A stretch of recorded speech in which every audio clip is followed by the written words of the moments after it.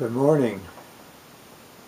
I am grateful for the chance to sit here, as I said too many times before, and it must sound awful repetitious to you. I hope that some of the other things I'll say this morning will not seem to be just old hat, but I don't think it's old hat to be able to say good morning. I'm glad I'm alive, and I'm glad this day came for me, and I'm glad it came for you. Well, I have a story about a pastor who was in a very small church in Virginia, and he was happy in the church, and finances were good, and the church was doing well. And one afternoon, a man came by to see him. He was a ministerial student in a seminary, and it was summertime, and he was what's called a colporteur at that time. And he went around and he sold books and Bibles, Christian books and Bibles to people. And he came to the pastor and he said, "Pastor," he said, "I haven't been able to sell one book all week, and I don't have anything to eat, and I don't have any place to sleep. And I wonder that if tonight you could just give me a place to sleep and a little something to eat, I'd really appreciate it." And so as the pastor talked to him, he discovered that this young man was a truly choice soul. He was wonderful. And so he decided on the spur of the moment that he would ask the young man to preach that Sunday night. And so he got up in front of the congregation, and he made what he called a very strategic error.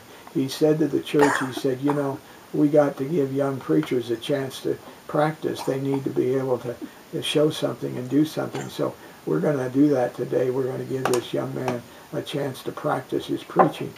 And so the young man got up and he started to preach. And man, did he preach. It was awesome. It was wonderful.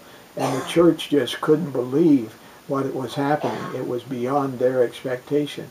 And great things happened. And the young man turned the church around. It was an amazing experience.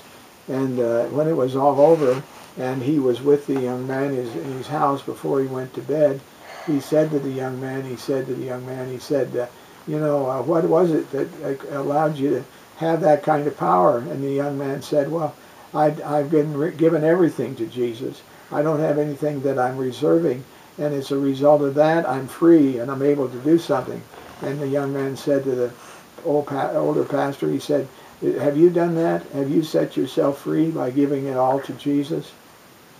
And the old man was kind of nonplussed and a little chagrined and maybe a little angry that this young man would confront him like that.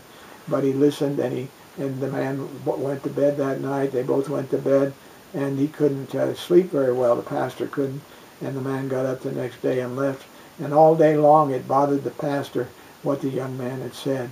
And so that night, as he got ready to go to bed, he told his wife that he wanted to stay up for a little while because he had some issues that he needed to talk to God about. And so after his wife went to bed, he went into his office at his house, and he got down on his knees, and he said he cried and he prayed and he clawed the carpet, and he and God fought, and they finally won. And he gave everything to Jesus, and it changed his life. He said now he was the pastor of one of the largest churches in Virginia, and it is all a result of the fact that he had decided to surrender, to give everything that he was to the Master. And I know that if we are willing to give everything to whatever we want the cause is, something will happen. But most of us are always reserved. We're always keeping a little bit back. We're not giving it all. And it's giving it all that makes a difference. It's what made the difference in the New Testament church, and it's what will make the difference in our church. And more than that, it'll make a difference in our individual lives. And so I'm praying that God will teach us how to do that in the days that come ahead for us.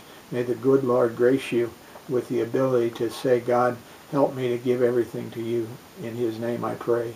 Amen.